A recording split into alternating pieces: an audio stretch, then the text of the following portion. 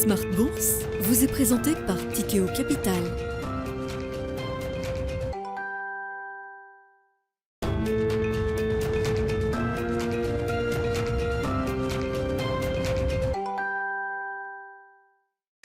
C'est reparti pour Smart Bourse, votre double dose quotidienne de marché en direct sur Bismart. Chaque jour à la mi-journée, 12h30, 13h et en fin d'après-midi, la grande édition pendant 1 heure à partir de 17h en direct, rediffusée à 20h sur Bismart TV. Émission que vous retrouvez chaque jour en replay sur bismart.fr et en podcast sur l'ensemble de vos plateformes. Au sommaire de cette édition ce soir, une phase de digestion peut-être pour les marchés. C'est encore une question, un point d'interrogation puisqu'on termine une semaine qui aura été à nouveau une semaine positive pour les actifs risqués avec des indicateurs d'action mondiale, le MSCI World qui aura progressé de quasiment 2% sur l'ensemble de la semaine. On a vu la surperformance des actions émergentes, des actions chinoises également. Alors la semaine a été une semaine de jours fériés en Chine, mais d'autres indices ont pu coter à partir de jeudi. C'était le cas de Hong Kong. Là aussi, on a vu une belle reprise sur la partie actions chinoises. Les actions européennes vont terminer dans le vert avec un rythme effectivement peut-être un peu moins intense que ce qu'on a pu observer sur les 2 premières semaines de cette année 2023. Et puis on notera, fait marquant de cette semaine également, le rattrapage, l'accélération du Nasdaq qui permet d'ailleurs à l'indice des valeurs technologiques américaines d'afficher une performance de quasiment 10% désormais depuis le 1er janvier pour faire jeu égal avec ce qu'on retrouve en termes de performance pour les indices européens. Donc un rééquilibrage et une forme d'homogénéité, on va dire, dans la performance qu'on peut observer sur les marchés d'actifs risqués. Et sur les marchés actions, ce sera évidemment le sujet à la une de Planète Marché dans quelques instants avec nos invités, avec évidemment une partie macro importante. 2 économistes seront avec nous en plateau avant le retour des banques centrales. Ça a déjà redémarré cette semaine avec des banques centrales périphériques. La Banque du Canada, par exemple, a signalé une nouvelle hausse de taux de 25 points de base, mais surtout indiqué qu'elle allait désormais se mettre en pause pour observer les effets de son resserrement monétaire sur l'économie canadienne. La semaine prochaine, ce sont les grandes banques centrales qui reviendront dans le jeu avec dans la série la Réserve fédérale américaine mercredi soir et jeudi la Banque d'Angleterre et la Banque centrale européenne qui livreront de nouvelles hausses de taux attendues par les investisseurs. Voilà donc pour le programme. Dans le dernier quart d'heure, le quart d'heure thématique de Smart Bourse, nous reviendrons sur le segment de marché spécifique de l'immobilier coté, les foncières cotées européennes, et c'est le spécialiste Laurent Saint-Aubin, gérant chez Sofidy, qui est venu nous en parler cette semaine et que vous pourrez voir ou revoir à partir de 17h45.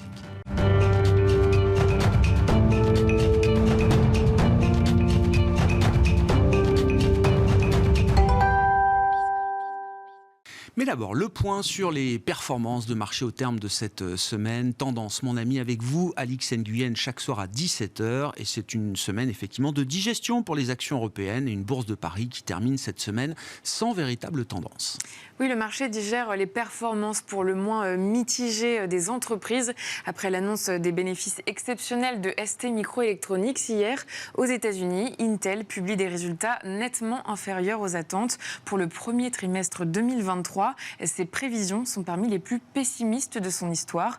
Au 4e trimestre, le groupe a encaissé une perte nette de 700 millions de dollars. Sur un an, son chiffre d'affaires a chuté de 32%. Il s'agit de son niveau le plus bas depuis 2010. Pour l'année 2022, le fabricant atteint 63 milliards de dollars de revenus quand il pensait en générer 76 milliards. Le groupe fait les frais du ralentissement du marché du PC. En 2022, le chiffre d'affaires des composantes destinées aux ordinateurs fixes et portables a chuté de 23%. Celui des centres de stockage de données dégringole de 15%. Son titre décroche. Dans son sillage, AMD et Qualcomm reculent. À noter que Tesla continue de progresser après un bond de 11% hier. Sur les marchés, la prudence se fait d'autant plus sentir à mesure que les décisions de la Fed, de la Banque d'Angleterre et de la BCE se rapprochent. À propos des banques centrales, un dernier indicateur économique publié aujourd'hui sur le front de l'inflation aux États-Unis à travers la mesure de l'évolution des prix des dépenses de consommation personnelle, l'indicateur d'inflation privilégié par la Réserve fédérale américaine, autrement dit le PCE. En décembre, il affiche une progression de 0,1% sur un mois et de 5% sur un an. Hors énergie et alimentation, l'indice PCE Core augmente de 0,3% et de 4,4% sur un an. Le taux d'inflation Core PCE en données annualisées sur 3 mois est tombé à 2,9%. Autre indicateur publié ce jour, le chiffre final de l'indice de confiance du consommateur mesuré par l'Université du Michigan est ressorti à 64,9 en janvier. Il était de 59,7 en décembre. Et puis, toujours aux États-Unis, en décembre 2022, les dépenses de consommation des ménages ont diminué de 0,2% par rapport au mois précédent. Leurs revenus se sont accrus de 0,2%. Tendance, mon ami, chaque soir à 17h en direct, les infos clés de marché avec Alix Nguyen dans Smart Bourse sur Bismart.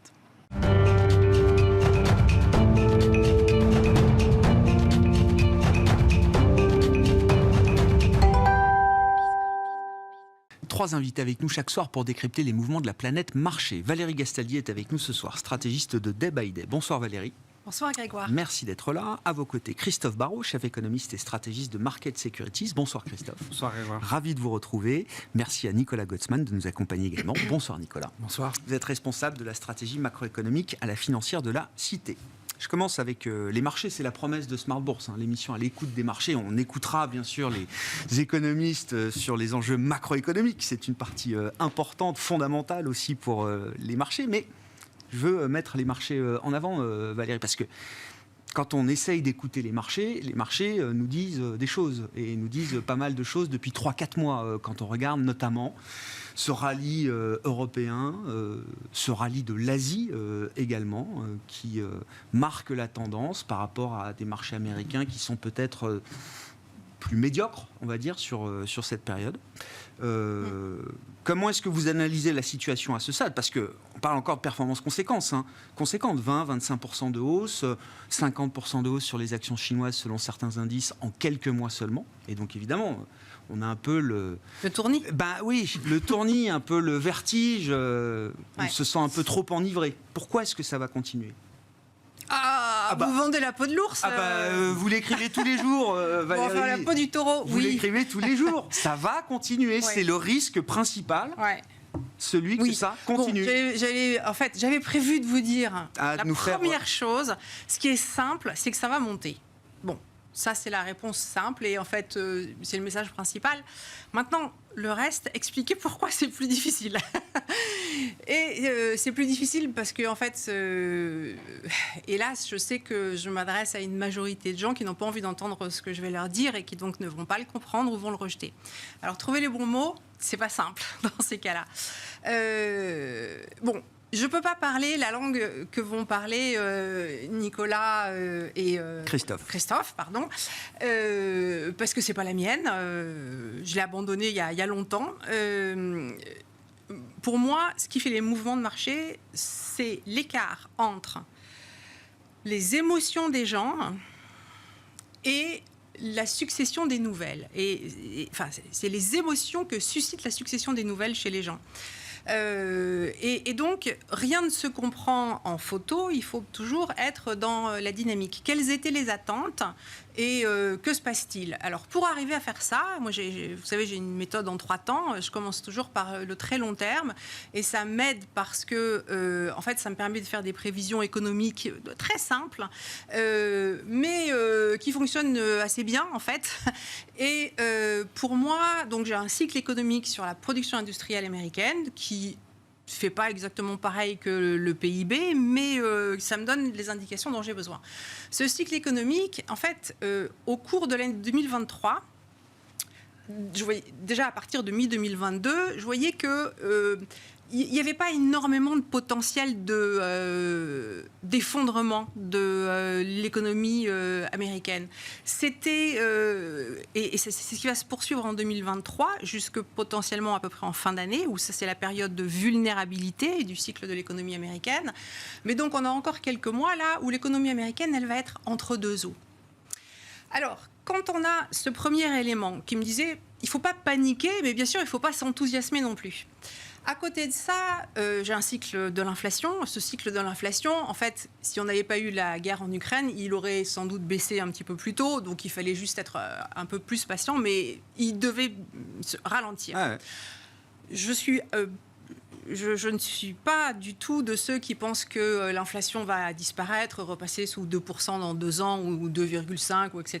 On ne revient pas à l'état antérieur. Ouais, non, on ne revient pas du tout à l'état antérieur tant qu'on n'est pas bien reparti dans un cycle inflationniste. En fait, jusqu'en 2027 à peu près, on est quand même dans un cycle 2020-2027. C'est une partie de hausse de l'inflation sur les marchés aux États-Unis.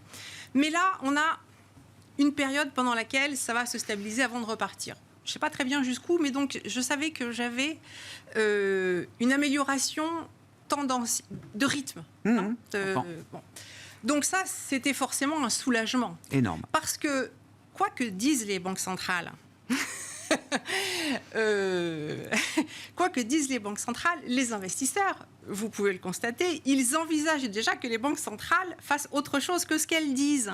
Parce qu'en fait, tout le monde a compris que cette inflation-là, elle allait se calmer, parce qu'il y a plein de choses qui nécessairement devaient se détendre. Et qu'en 2023, on va attendre de voir justement jusqu'où ça se calme. Et donc, si les tensions sur les salaires repartent, se poursuivent, etc., ou pas, c'est la question. Donc là aussi, j'avais ce créneau où en fait, les mauvaises nouvelles allaient cesser de s'accumuler. Bon, ça c'était la première chose. Ça c'est mon cadre économique. Derrière, j'ai un cadre d'analyse du sentiment. Et en fait, l'analyse du sentiment, qu'est-ce que vous voulez ? Ça a été un cas d'école ? Ah ouais, c'était un cas d'école. Mais enfin, pas si simple que ça, parce que sur les marchés américains, ils ont été très difficiles à lire, parce qu'on a cette importance des valeurs technologiques sur les marchés américains, et qu'il y a énormément d'arbitrages qui sont faits, bien entendu, entre le Nasdaq et le S&P 500, et donc ça rend les positions sur les marchés dérivés difficiles à lire, et donc les gens qui essayent d'agréger tout ça, ils avaient du mal à y voir clair, et on a navigué dans le gris. Mais enfin, en tout cas, le sentiment, moi, pour mes indicateurs, il était extrêmement pessimiste. Donc, j'ai un risque que les gens soient pris à contre-pied par l'économie. Pas un contre-pied majeur, parce que la récession, elle est au bout de l'année, a priori. Enfin, en tout cas, le ralentissement est au bout de l'année. Avec un sentiment qui est extrêmement pessimiste, et avec des indices qui, en Europe, en fait, n'arrivait pas à baisser. Bon, tout ça, c'est super haussier. Alors maintenant, bien entendu, est-ce qu'il faut encore acheter ? Oui. Parce que, oui. C'est oui. Oui. Pourquoi est-ce qu'il faut encore acheter ? D'abord parce que quand je regarde la façon dont les positions ont évolué au cours des 15 derniers jours sur les options en Europe, eh bien, le marché a à peine fait un plat. Les gens se sont rués sur les options de vente. Bon, donc, ça... On se couvre. Ils sont couverts. Tout le monde est persuadé que ça va repartir à la baisse. Ouais. Alors, il y en a qui pensent que ça va repartir à la baisse profondément. Il y en a qui pensent que ça va repartir à la baisse pour 5%. Les points bas sont devant nous. Hein. On entend encore ce genre de discours. Il y a toujours un point bas devant nous. Mais en fait, il faut savoir lequel et si d'abord on monte beaucoup plus ou pas. Enfin, c'est bien le problème. Donc, précisons, on va d'abord aller faire des nouveaux sommets en Europe avant d'aller chercher des points bas qui sont en dessous des points bas qu'on a connus l'année dernière. Voilà. D'accord. Si on y Mais va, comme on est déjà quasiment au sommet, c'est quoi des nouveaux sommets en Europe ? Alors, écoutez, ça, il faut accepter qu'on ne connaît pas le futur. D'accord. Pour moi, il y a un signal d'achat à un moment donné. Un signal d'achat, ce n'est pas parce qu'on franchit un niveau, c'est parce qu'on a la conjonction des indicateurs que je vous ai précisés et que donc le niveau de risque est bas. Voilà. Donc, quand le niveau de risque est bas, on achète. Et après, on attend. Et voilà. Et là, pour le moment, j'ai toujours un marché qui n'est pas euphorique. L'état psychologique du marché, c'est la frustration actuellement. Et la frustration, c'est la continuation de la tendance en cours. D'accord. Voilà. Moi, je laisse la parole. Non, attends 2 secondes, Valérie, ils vont avoir la parole. Dans la continuation de la tendance en cours, c'est continuation de la surperformance de l'Europe par rapport au marché américain. Ce qu'on a vu cette semaine, c'est le rattrapage du Nasdaq. Oui. Alors là, on a un petit créneau, mais de court terme, pour que les États-Unis peut-être fassent un petit peu mieux pendant un petit moment. Mais c'est plutôt du court terme. En fait, mais là, la tendance lourde, c'est la surperformance de l'Europe. Ouais, la tendance lourde, c'est la surperformance de l'Europe. Ouais. Je sais que vous le dites depuis un moment, mais ça fait toujours du bien de le réentendre. Ouais, c'est bon. Tout ça, c'est très difficile parce que on ne connaît pas encore les raisons lourdes qui vont le justifier. Si, il n'y a pas eu de crash économique déjà. Ouais, mais la liste des points négatifs. Ah bah oui, est c'est super l'Europe. longue. Oui. C'est l'Europe. Oui, voilà. mais cette liste, elle est gravée sur le mur de tous les stratégistes. On la connaît, la liste des risques en Europe. Moi, je la regarde plus, mais en fait, en termes de dynamique, le truc qui prévaut, qu'il faut garder en tête, c'est que le cycle de l'inflation a été modifié et qu'avec ce cycle de l'inflation, en fait, entre deux zones économiques qui se tirent la bourre, l'Europe et les États-Unis, il n'y a pas énormément de variations tendancielles.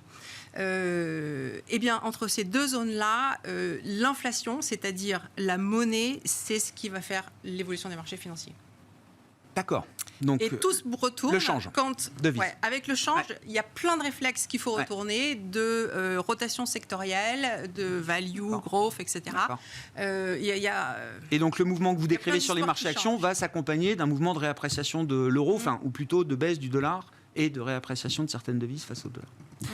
Bon, venons-en à la conjoncture macroéconomique, Christophe. Est-ce que l'économie américaine est déjà en récession ? Est-ce qu'on parle d'une économie pré-récessionniste ? Quand on regarde la consommation ou l'emploi, on se dit non. Quand on regarde la courbe des taux et l'immobilier, on se dit si, ça arrive.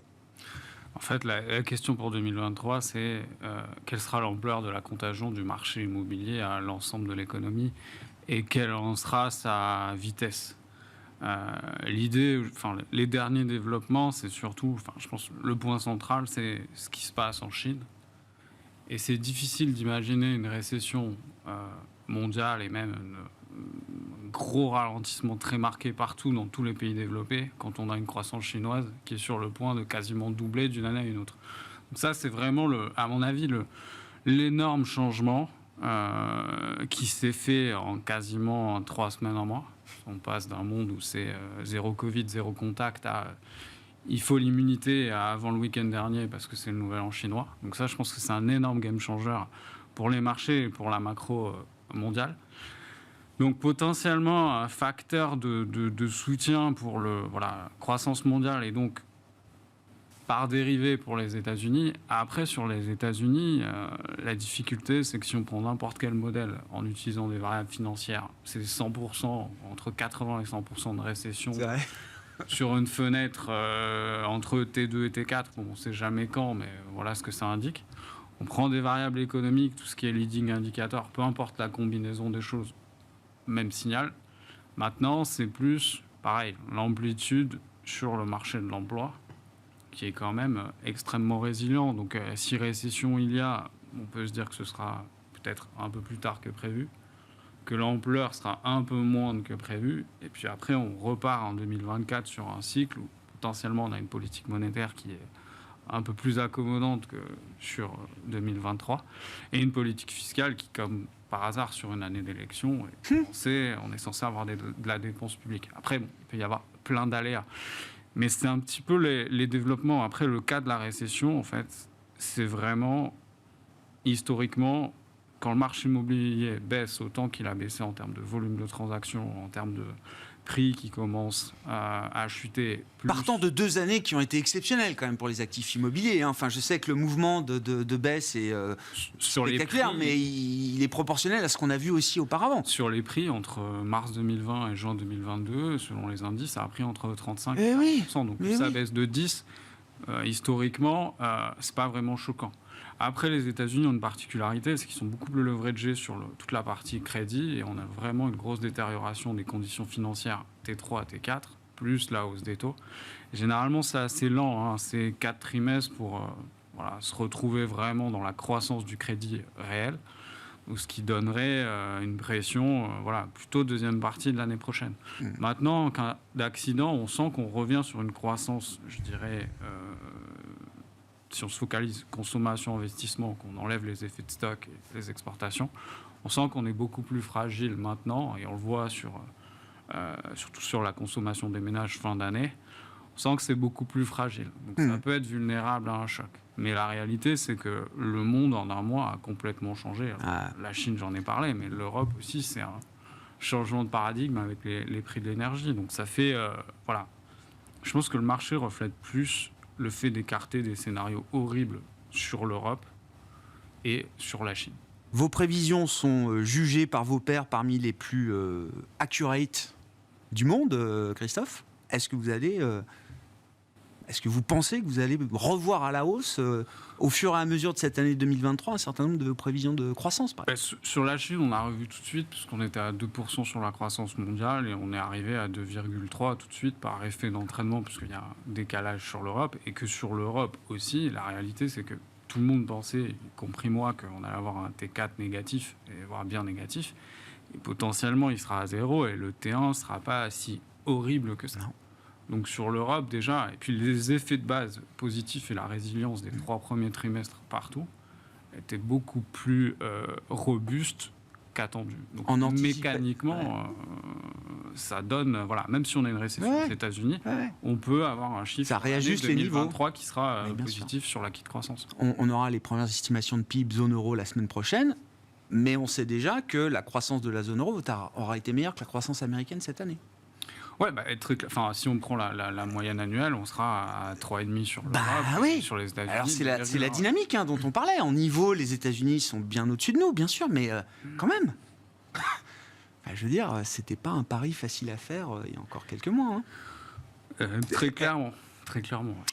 Nicolas, ça nous amène à parler évidemment des banques centrales. Alors, il y aura une énorme semaine la semaine prochaine. J'ai regardé l'agenda très chargé. De la macro, on aura les PIB T4 zone euro, les premières estimations d'inflation pour le mois de janvier. Et au milieu de tout ça, les réunions banques centrales, Fed, Banque d'Angleterre et BCE. Si on reste sur la partie américaine, à qui se fier effectivement entre la rhétorique de la Réserve fédérale américaine, la rhétorique moyenne ou médiane du FOMC aujourd'hui, qui est toujours sur l'idée qu'il faut encore un peu monter les taux et surtout les maintenir à un niveau restrictif pendant un certain temps, et le marché obligataire, comme on le rappelait, qui nous dit non, vous verrez, mesdames et messieurs de la Fed, à partir du mois de juin ou du mois de juillet, vous serez en position de commencer à baisser vos taux, et pas juste 1 ou 2 fois. On parle de 200 points de base de baisse de taux à fin 2024, anticipé par le marché obligataire. Ouais, je pense que le discours de la Fed, il a déjà un peu changé. La semaine dernière, en fait, on avait 2 discours qui étaient... donc c'était jeudi et vendredi dernier. On avait Lael Brainard qui a parlé en premier et le lendemain, Christopher Waller. Et c'est intéressant parce que c'est 2 têtes très importantes dans le board, quasiment les 2 leaders en termes techniques, économiques au sein du board. Et Brainard est la plus dove, donc c'est un peu comme si on avait une Italienne et un Allemand qui étaient présents et qui parlaient du jour l'un après l'autre. Et ce qui était très intéressant dans les discours, c'est qu'en fait, ils étaient construits de la même façon, avec les mêmes arguments, les mêmes indices et les mêmes moyens de mesurer les indices. Et avec un Waller qui terminait son discours en disant que lui, il voulait aller à 25 points de base, donc qui était en fait la rhétorique la plus faible qu'on avait ces derniers temps. Donc on confirmait en fait, qu'on allait arriver au niveau le plus bas qui était attendu, tout en disant, c'est peut-être la différence avec les Allemands, c'est qu'il disait qu'il ne voulait pas faire arrêter l'économie américaine non plus. C'est-à-dire que ce qu'on avait entendu par exemple en Europe sur la récession et la solution qui avait été prononcée par Nagel de la Bundesbank, c'est quelque chose qui n'existe pas aux États-Unis. C'est-à-dire que et quand on regarde les indicateurs qui ont été signalés, on voyait la production industrielle qui était montrée à la baisse, on voyait le revenu disponible des ménages qui n'était pas forcément satisfaisant, la baisse de la consommation qui commence à être actée au sein des États-Unis. Ça veut dire que je pense que les voyants croissants sont en train de s'allumer au sein de la Fed et qu'ils n'ont pas forcément envie de mettre tout dans le rouge et que donc ils vont être particulièrement attentifs à la situation. La partie du mandat croissance est en train de ressurgir. Voilà, c'est ça. C'est qu'on a parlé pendant 2022, on a parlé que d'inflation, on se moquait de la croissance. Maintenant, on est en train de faire attention à la croissance. Les chiffres de la croissance qui ont été publiés hier, je pense aussi un signal un petit peu peut-être amer aussi par la Fed, parce qu'il y a certains indicateurs qui ne sont pas forcément très favorables pour la suite non plus. Le chiffre d'aujourd'hui n'est pas très bon non plus. Ensuite, évidemment, la très bonne nouvelle, c'est qu'on a une inflation qui est en train de baisser de façon très impressionnante.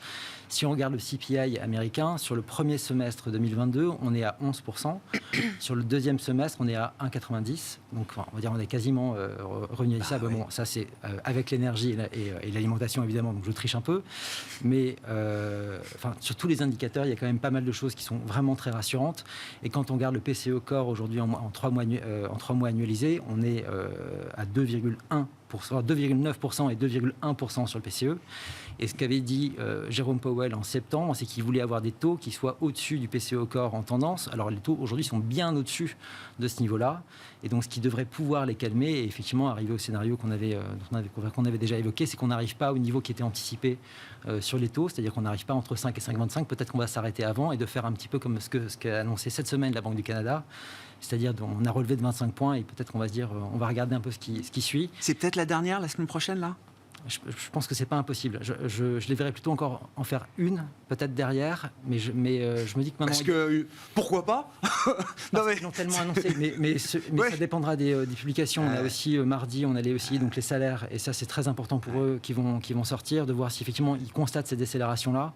Il y a eu aussi des choses qui étaient importantes qui ont été publiées cette semaine, notamment par le BLS sur les chiffres de l'emploi américain, et donc sur le deuxième semestre. Et finalement, on devrait avoir 1 million de moins d'emplois créés au deuxième semestre par rapport à ce qui était prévu initialement. Ce qui veut dire que en fait, ça c'est des révisions qui vont avoir lieu, c'est des révisions qui pourraient avoir lieu pour la suite, donc de voir que c'est pas aussi tendu que ça, et ce qui permet un petit peu de calmer des choses et de regarder un petit peu les indices de salaire en se disant que finalement on n'est pas dans une situation absolument dramatique. Et surtout avec la publication du PCE aujourd'hui, ce qui était intéressant, c'est quand on voit les prévisions de la Fed qui ont été publiées en décembre, c'est pas si vieux que ça. On est déjà en dessous aussi bien sur le PCE que sur le PCE Core pour l'année 2022. Donc on part de plus bas pour arriver sur 2023, et donc c'est évidemment favorable pour la Fed. Elle n'a pas besoin d'aller aussi loin que ça, et elle va pouvoir enfin recommencer à avoir peut-être un discours pro-emploi, pro-croissance, ce qu'elle avait un peu oublié depuis un an. Et qui pourrait justifier des baisses de taux, parce que arrêter de monter les taux, c'est une chose. Signaler qu'on va commencer à les baisser, et pas juste une fois, encore une fois, qu'on peut entamer un cycle de baisse de taux. Ah, ça c'est aussi la magie du marché. Qu'est-ce qui pourrait forcer la main des banques centrales à agir comme le marché l'entend aujourd'hui, avec encore une fois une persistance de cette anticipation qui est spectaculaire. Ça fait des mois que ce pricing est dans le marché. C'est comme ça. Enfin, elles jouent avec les anticipations. Les banques centrales, il y a encore 2 ans, elles avaient dit qu'elles ne montreraient pas les taux avant 2023. Donc, elles ont le droit de changer d'avis, elles ont le droit de s'ajuster à la réalité. Il n'y a pas de souci avec ça. Et en fait, ce qui est confortable pour eux, c'est que le marché a déjà baissé les taux. Donc, le marché l'a déjà retranscrit, donc en partie c'est déjà fait. Évidemment, elle a besoin d'avoir un discours qui permet aussi aux décideurs économiques et au marché effectivement d'anticiper réellement la situation pour pouvoir faire des prévisions pour la suite. Mais les choses sont assez favorables. Je voulais juste revenir aussi sur ce que vous disiez sur la comparaison entre Europe et États-Unis.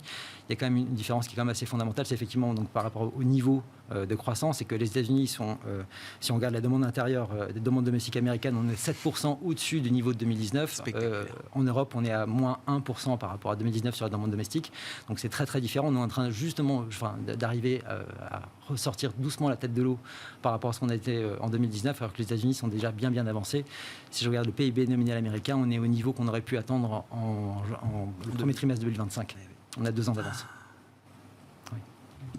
Oui, effectivement, ça marque quand même l'écart entre... Oui, ils ont 2 ans d'avance. Le niveau de rattrapage qu'a pu avoir cette économie américaine après le choc de 2020.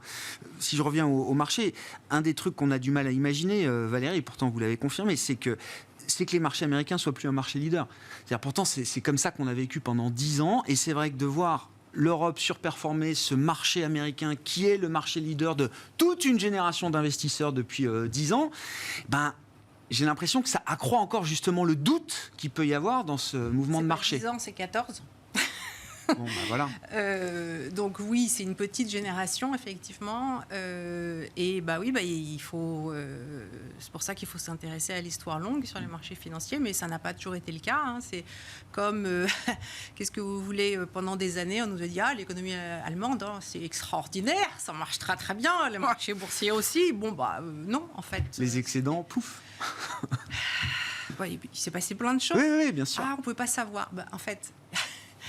Moi, je ne pense pas que ce soit une question de nouvelles. Je pense que ça joue un peu, mais on oublie toujours le facteur humain dans la prise de décision parce que ça n'entre pas dans les modèles et pourtant, c'est ce qui fait réellement que tout à l'heure j'y pensais, Christophe, pendant que tu parlais, je me disais oui, bah voilà, dans les modèles 80 à 100% de chances de récession, bien entendu, un modèle qui donne 100% de chance, en fait, sur les marchés financiers, on sait très bien qu'il faut le jeter, hein, normalement.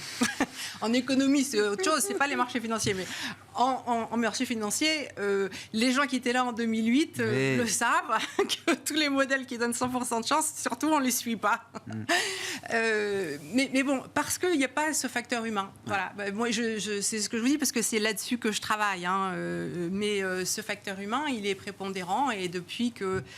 C'est intéressant parce que dans des marchés algorithmés comme aujourd'hui où on nous met de l'intelligence artificielle et en fait non. Ça donne de la vitesse au marché à très court terme. Il y a beaucoup de gérants qui se désespèrent justement de la disparition du facteur humain dans la gestion et dans les marchés. Hein. Oui. Non, mais tactiquement, on est obligé de s'adapter sur la façon dont... la vitesse à laquelle il faut prendre les décisions, etc. Mais sur le sens des prix, ça ne change pas. Ça change la façon dont on balaye, etc. Ce qui est nouveau, c'est que maintenant, on a des algorithmes en allocation d'actifs. Donc, par exemple, le phénomène du mois de décembre, sur la fin du mois de décembre, où les prix des bourses sont restés aussi écrasés pendant une semaine, au moment on a perdu 4-5%, oui, c'est ça. Au moment où d'habitude on a le rallye de fin d'année, ça typiquement c'est un phénomène algorithmique. D'accord. Enfin, moi je pense que c'est des hedge funds qui ont acheté. Les esprits animaux humains normalement constitués, achètent à cette période-là de l'année. Oui. Ouais. Bon, voilà. Mais là-dessus, je pense qu'il y a des phénomènes de foule qui déclenchent des signaux qui ne devraient pas avoir lieu. Voilà. Mais sinon, ça ne change pas grand-chose. Et on était parti des... La surperformance de l'Europe, toujours. Hein. Oui, non, mais voilà, c'est cyclique. C'est France-Allemagne, Europe-États-Unis, c'est cyclique. Et en fait, l'euro qui monte, c'est un flux qui nous indique que les investisseurs ont plutôt envie de venir en Europe. Deuxième semaine consécutive de collecte sur les fonds actions européennes pour la première fois après 48 semaines consécutives de décollecte. On a collecté un peu plus de 3 milliards selon les données Bank of America, Merrill Lynch, EPFR Global qui sont publiées chaque semaine. C'est peut-être juste le début, effectivement, d'un retour de flux après 48 semaines de décollecte sur les actions européennes. Juste encore les petites questions sur les États-Unis. Christophe, le sujet du debt ceiling, du plafond de la dette, qui revient comme régulièrement. Est-ce que c'est business as usual et à ce moment-là, on passe? Ou est-ce que, je ne sais pas, dans le contexte actuel, est-ce que c'est un risque qui peut apporter de la perturbation dans les marchés? C'est un petit risque, mais il y en a des bien plus importants que ça. Et puis, les États-Unis sont relativement pragmatiques sur le business. Puis, il commence à y avoir des articles comme quoi ils pourraient le décaler jusqu'en septembre déjà. Donc, je ne pense pas que ce soit un vrai problème, mais voilà, ce serait bien qu'on passe quand même derrière assez vite. On verra. Hein, le théâtre politique est toujours un peu compliqué autour de ce sujet du plafond de la dette. Je ne sais pas s'il y a un commentaire là-dessus, Nicolas.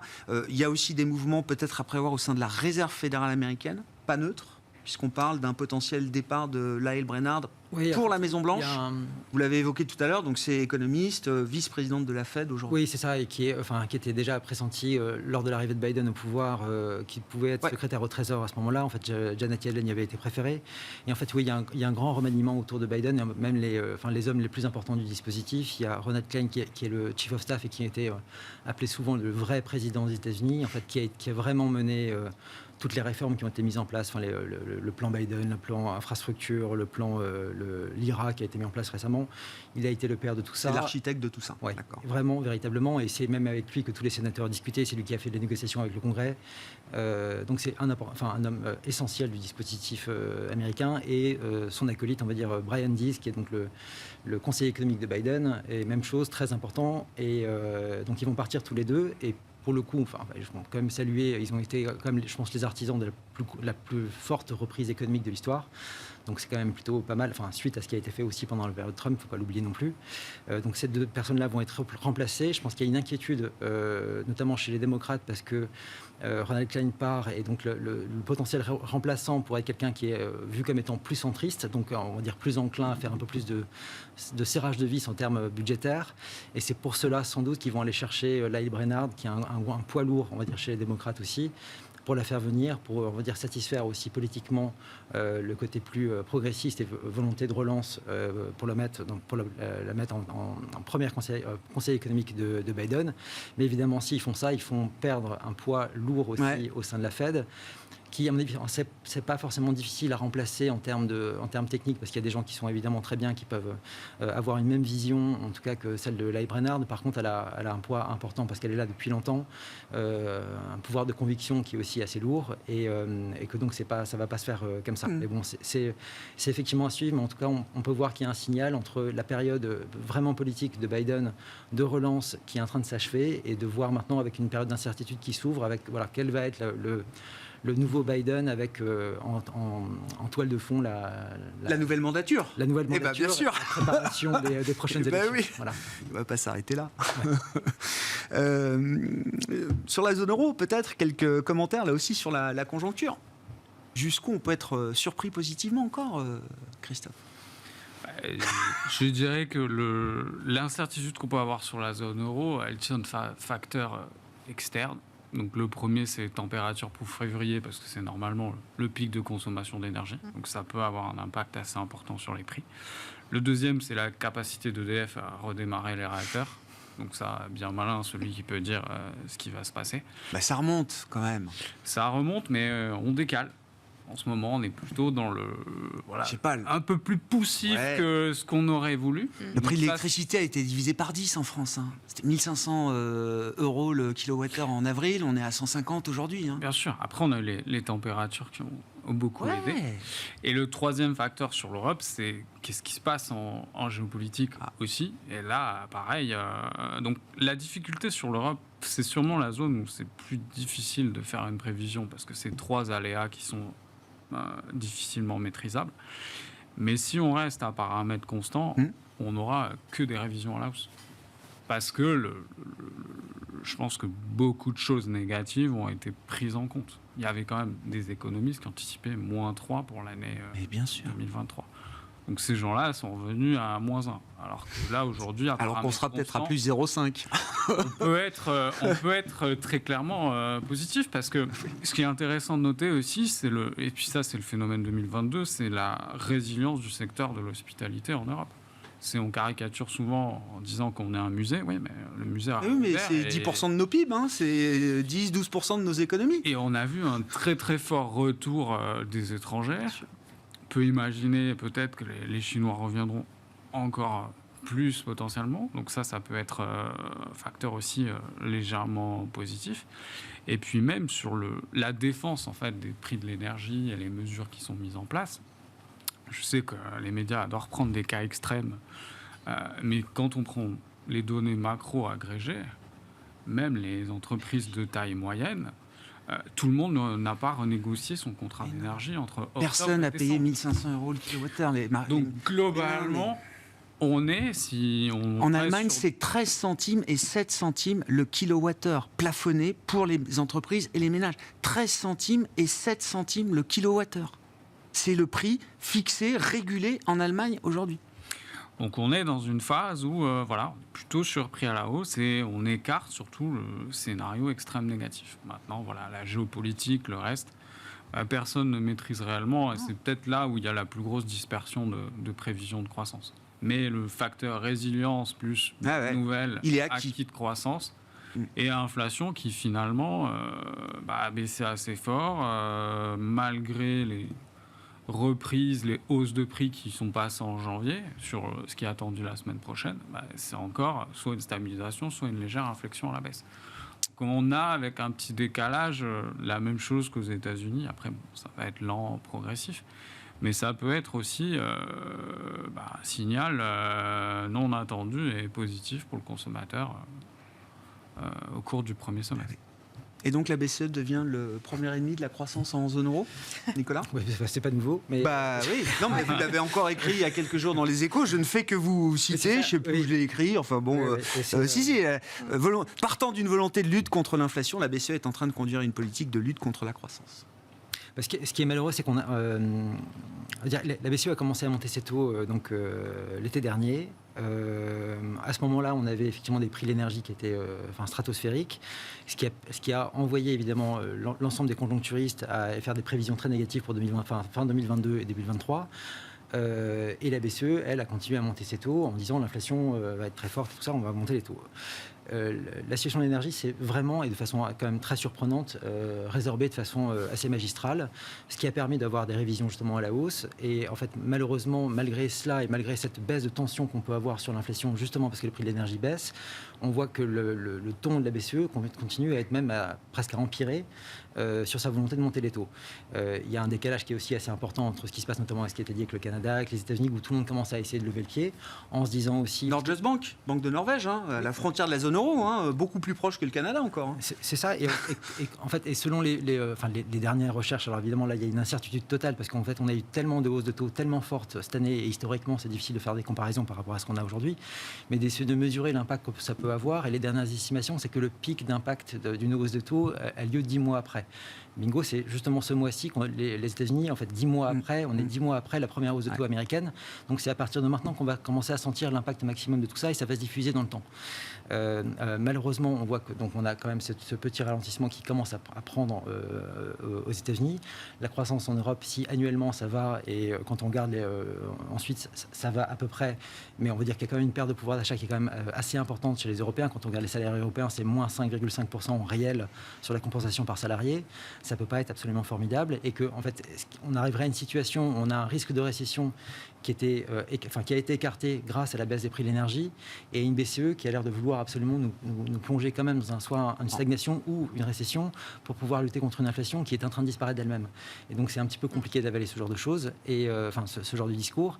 Et quand on regarde effectivement les prévisions d'inflation qui ont été faites par la BCE en décembre dernier, ils prévoyaient 6,3% pour 2023, avec des projections qui tiennent en compte notamment des prix de l'énergie qui sont très élevés, notamment si je regarde le prix du gaz. Le modèle BCE indiquait pour 2023 une moyenne à 128 € le mégawattheure, on est à 60 aujourd'hui. Pour le prix de l'électricité, vous l'avez dit, c'est-à-dire que les prix ont été radicalement revus à la baisse, sont beaucoup plus bas qu'ils ne sont dans leurs prévisions. Et malgré cela, le discours des banquiers centraux est de c'est pas grave, en fait, malgré cette baisse de l'inflation, et on sait que ça va baisser, on va continuer à faire la même chose. Donc on espère que politiquement, il va y avoir une pression suffisante auprès des gouverneurs de la BCE, ou que certains gouverneurs de la BCE se réveillent, ce qui est arrivé la semaine dernière avec Fabio Panetta, qui a commencé un peu à taper dans le tas, justement en critiquant même son staff et les prévisions qui ont été faites pour l'inflation. Et évidemment que ces voix-là portent suffisamment pour calmer les ardeurs de ceux qui veulent absolument monter les taux pour se faire plaisir. Le prochain set de prévisions, c'est pas la semaine prochaine, c'est mars. C'est en mars. Donc c'est la réunion suivante encore. C'est ça. Pour la Banque Centrale Européenne. Bon, on suivra ça, on attend quand même 50 points de base, c'est ça Alors, oui, à moins qu'une révolte se mette en place, mais ça va être une séquence importante. On va avoir le mercredi matin à 11h, on a la publication des chiffres de l'inflation. Le mercredi soir, on a la Fed qui va sans doute annoncer 25 points de base. On a la Banque Centrale, les Anglais, le lendemain, juste avant la BCE. Et si malgré tout ça, la BCE fait 50 points de base, je pense qu'il y aura vraiment le début d'un problème assez manifeste. Bon, ça va être une énorme semaine, parce qu'en plus, au milieu de tout ça, les GAFAM vont publier mercredi et jeudi, donc on ne va pas s'ennuyer. Oui, Valérie ? Non, je ne sais pas sur les considérations autour de l'Europe, de la BCE. Parce qu'en même temps, pour un chef d'entreprise, ce type d'attitude de la part de la Banque centrale, il n'y a pas forcément que du mauvais à prendre. On peut aussi se dire que... c'est une forte confiance de la Banque centrale d'amener l'économie à un niveau vraiment tangent, et que eux, il faut qu'ils en profitent pour investir maintenant parce que les taux vont continuer à monter. Ce qu'ils ont entre les mains, c'est quand même une demande. Enfin, si je crois ce que je lis. Je lis pas tout, je suis pas exhaustive, mais dans l'ensemble, il y a beaucoup d'entreprises qui continuent à parler d'une demande qui ne les inquiète absolument pas, de carnets de commandes qui sont très remplis, ou au contraire, ils sont en train de livrer et ils croisent les doigts pour pouvoir bien continuer à livrer, etc. Donc c'est plutôt quelque chose. Je trouve que c'est pas si évident quand on reprojette l'environnement macroéconomique au niveau microéconomique d'un chef d'entreprise qui doit gérer ses décisions pour l'année. Qu'est-ce qu'il fait dans son entreprise ? Est-ce qu'il licencie ? Est-ce qu'il embauche ? Est-ce qu'il investit ? À quel niveau est-ce qu'il situe ses stocks ?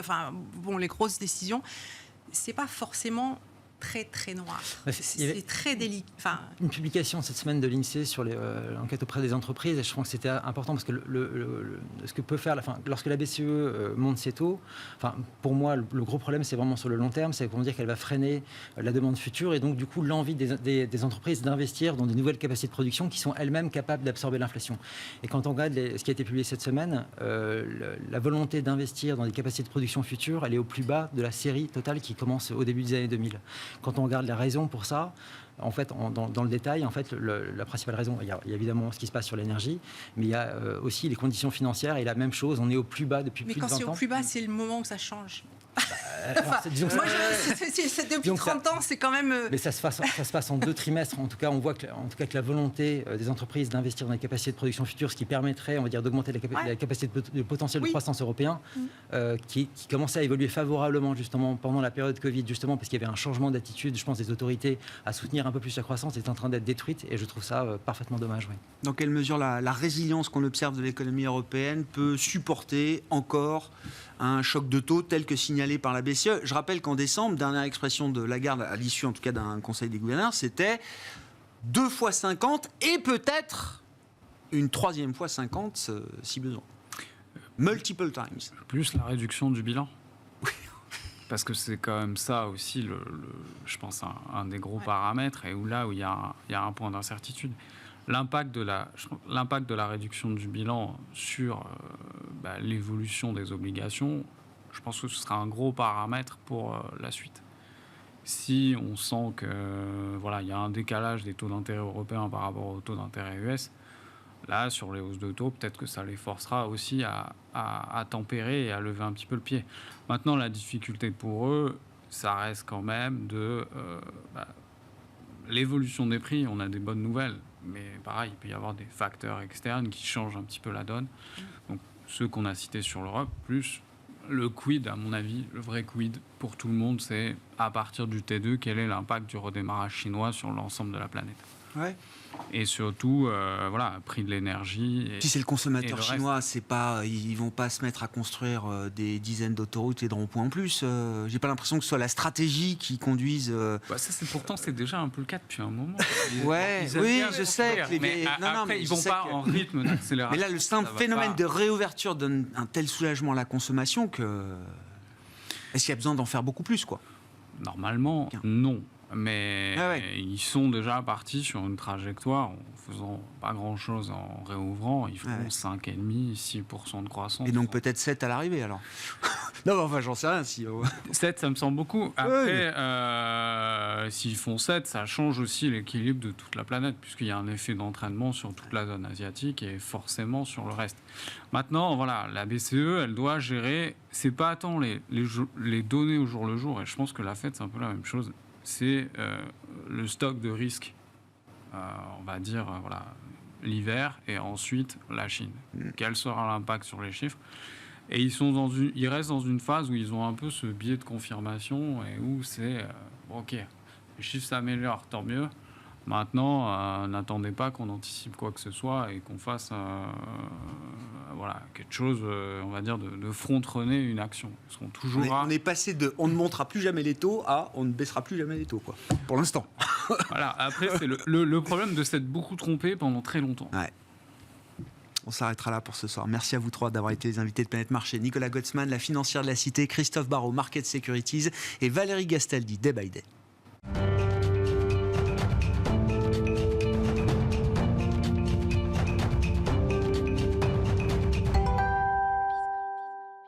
Dernier quart d'heure de Smart Bourse pour terminer cette semaine avec un thème consacré à l'immobilier coté. Thème qu'on a traité cette semaine avec le gérant de Sofidy, Laurent Saint-Aubin, qui est venu nous voir après l'année 2022 qui aura été l'annus horribilis pour les foncières cotées en Europe avec une baisse de plus de 30%. 2023 pourrait-elle être l'annus mirabilis, l'année merveilleuse? Laurent Saint-Aubin, donc gérant chez Sofidy, était avec nous cette semaine. La reine d'Angleterre qui a popularisé le mot annus horribilis s'appuyait sur l'expression consacrée qui était annus mirabilis. Ah, donc la vraie expression du jour, c'est annus mirabilis. Donc je remets l'église au milieu du visage. Bon. Écoutez, le cœur de la performance des foncières en 2022 et en 2023, c'est l'évolution des taux. L'évolution des taux qui résulte de l'inflation, mais l'inflation, c'est pas vraiment le sujet, puisqu'en 2022, les foncières ont perdu 32%, alors même qu'elles sont bien protégées, qu'elles protègent bien les investisseurs contre l'inflation grâce à l'indexation. Ouais. Donc c'est vraiment les taux. Et au niveau macroéconomique, notre sentiment, c'est que finalement le sujet de 2023, c'est la croissance, la récession, la profondeur de la récession, et que c'est plus du tout les taux d'intérêt. L'inflation baisse très fort, plus vite qu'escompté. Elle va rester significative à plus 3, plus 4. Les banquiers centraux tiennent des discours offensifs, mais c'est leur rôle. Les marchés les écoutent avec une oreille distraite. L'idée, c'est que les taux longs sont sur un plateau. Ça ne va pas se faire en droite ligne, mais qu'on est plutôt dans la projection de l'après. Et l'après, c'est des taux d'intérêt réels qui vont rester négatifs et des taux longs qui vont baisser. Voilà. Si on découpe la performance 2022, d'ailleurs, qu'est-ce qui se passe pour le segment des foncières cotées en Europe depuis... Alors moi je date ça le 29 septembre qui a été le point bas du marché européen dans son ensemble, du Stoxx 600, mais qu'est-ce qui se passe pour ce segment de marché depuis le mois d'octobre justement Donc la performance de l'année moins 32, le Stoxx 50 je crois moins 10, donc une décorrélation massive qui est en fait traditionnelle. Le secteur des foncières n'est pas corrélé à la bourse. Et puis depuis le 12 octobre, on est sur un rebond très fort, 28% de rebond. Alors on pourrait penser que c'est un peu n'importe quoi. En fait, la bourse apporte de la liquidité. Il y a toujours des acheteurs en bourse, mais au prix d'exagération sur une tendance à venir. Et donc, on était très exagéré à fin 2022, avec 35% de décote sur les actifs nets réévalués. On est revenu à un niveau plus raisonnable. Dans ce rebond, est-ce que, parce qu'il n'y a pas un immobilier, il y a des immobiliers cotés, Laurent, je retiens mes leçons, est-ce que c'est un rebond homogène? Est-ce qu'il y a des segments du marché immobilier qui rebondissent plus fort que d'autres? Alors pour rester sur les expressions sacrées ou latines, les derniers seront les premiers. Donc ce qui a remonté, ce sont les valeurs qui ont le plus baissé, les valeurs sensibles au taux qui sont avant tout le résidentiel allemand, et puis des valeurs avec des bilans assez lourds, donc l'appétit du risque qu'on a retrouvé dans d'autres classes d'actifs boursières. C'est ça qui a remonté. C'est des mouvements qui méritent d'être captés quand on est gestionnaire d'actifs. Est-ce que vous avez cherché à capter justement ces mouvements? De quelle manière? Comment on s'expose justement à ce rebond du secteur immobilier coté, en mesurant les risques également et le profil de risque de chacun des segments et de chaque société? Je dirais que si on est dans un climat de récession peut-être plus grave qu'escompté, le résidentiel c'est une bonne thématique. On l'a vu en 2020 quand tout s'était arrêté. Et la deuxième chose, c'est que j'ai observé que la corrélation était quasiment parfaite entre les taux et le résidentiel. Et le troisième point, c'est que j'étais très sous-pondéré. Donc je me suis massivement repondéré pour revenir à une pondération par rapport à l'indice légèrement supérieure à celle de l'indice. Sachant que je n'oublie pas que ces foncières-là sont très leveragées. Mais il y a pas de risque sur les loyers et les financements sont là. Si on n'est plus dans un choc inflationniste et un choc de taux qui a été le vent contraire massif pour le secteur, mais qu'on se pose des questions sur la croissance économique, voire le niveau et l'ampleur d'une récession, qu'est-ce que ça implique pour de l'immobilier de croissance, pour le versement, la distribution de loyers, pour le renouvellement des baux commerciaux éventuels ? Alors effectivement, l'un des points majeurs de sélection, c'est la capacité pour les foncières d'augmenter leur loyer avec cette fameuse indexation et de maintenir cette hausse des loyers. Donc il y en a certaines, celles qui ont les actifs rares, qui sont en mesure de le faire, d'autres qui ne sont pas en mesure de le faire. Donc c'est dans les gagnants, vous avez le bureau prime, les centres commerciaux de flux, c'est-à-dire ceux dans lesquels vous êtes forcé de passer pour aller prendre l'avion ou le train, et vous avez toutes ces foncières valeurs de croissance, comme les résidences étudiantes, le stockage pour les particuliers et la logistique, les entrepôts. la logistique urbaine. Ouais. Voilà. Là, on a vraiment des groupes qui ont du pricing power. Je pense on va le voir au moment des résultats. Ce qui va être scruté au moment des résultats, c'est l'effet de l'indexation, c'est l'effet des hausses de loyer et c'est l'évolution des valeurs. Puisque la bourse l'an dernier a anticipé la baisse des valeurs, on ne l'a pas vraiment vu dans l'immobilier physique, dans les produits de placement immobilier non cotés. Là, ça arrive. On va avoir des baisses qui vont être scrutées, qui vont augmenter l'effet de levier. Mais qui seront très variables selon les secteurs. On n'aura quasiment rien en termes de baisse sur les foncières de commerce. On aura de l'ordre de 4 à 6% sur les foncières de bureaux. Et sur la logistique, on devrait aller plus loin. On pourra avoir des baisses de l'ordre de 10%. Ce qui n'est pas lié à la remise en cause du business model, mais qui est lié au fait que les experts, l'absence de risque sur ce segment était déjà largement pris en compte par les experts. Donc les taux étaient très bas. Ouais.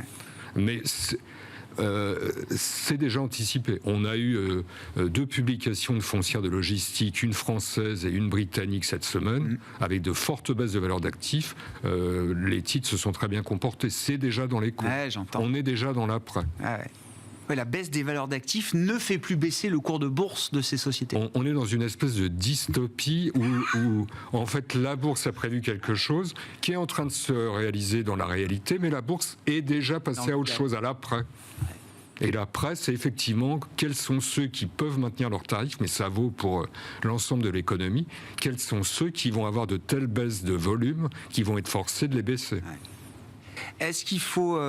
qu'est-ce qu'on voit sur le marché physique en termes de transactions? C'est toujours une question importante, Laurent. Est-ce qu'il faut imaginer une restructuration importante des portefeuilles d'actifs, des grandes foncières, maintenant que, j'allais dire, le passage compliqué est un peu derrière nous? Est-ce que ça nécessite quand même de se poser la question de son périmètre, de son portefeuille d'actifs?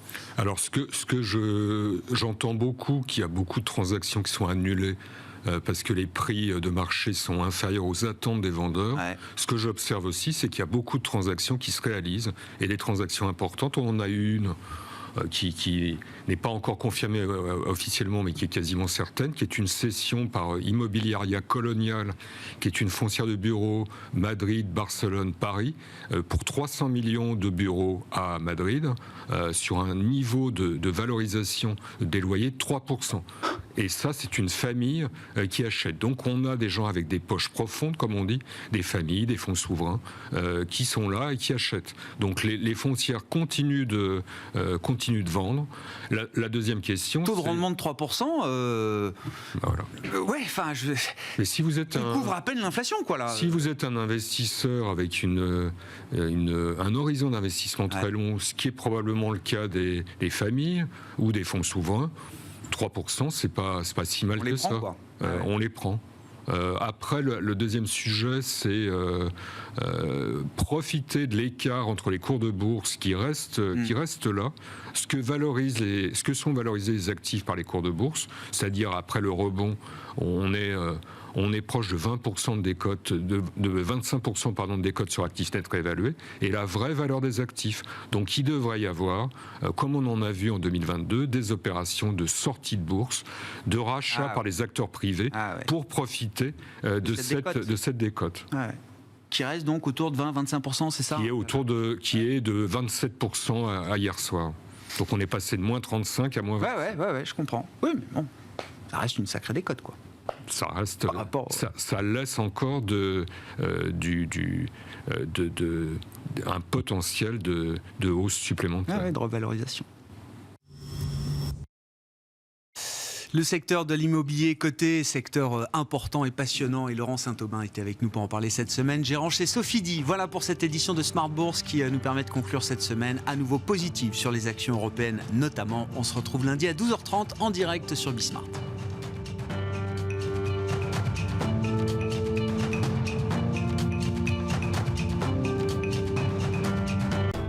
Smart Bourse vous a été présenté par Tikeo Capital.